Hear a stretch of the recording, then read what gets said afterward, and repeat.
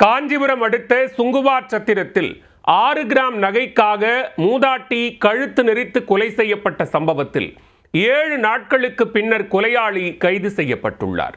கடன் தொல்லையால் கொள்ளையடித்து கொலை செய்த ஓட்டுநரின் பின்னணி என்ன?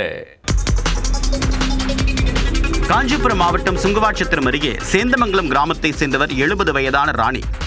இவர் அதே போதையில் சாலையோரம் போண்டா, பஜ்ஜி, வேர்க்கடலை போன்றவற்றை விற்று பிழைப்பு நடத்தி வந்துள்ளார்.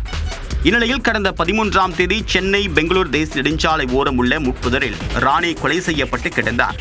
போலீசார் ராணியின் உடலை மீட்டு விசாரணை மேற்கொண்டனர். அப்போது மூதாட்டி ராணியின் உடலில் கழுத்து, கண்களில் காயம் இருந்ததும் அவர் அணிந்திருந்த நகைகள் கொள்ளையடிக்கப்பட்டிருந்ததும் தெரிந்தது. நகைக்காக ராணி கொலை செய்யப்பட்டு இருப்பதை உறுதி செய்த போலீசார் கொலையாளியை தீவிரமாக தேடி வந்தனர்.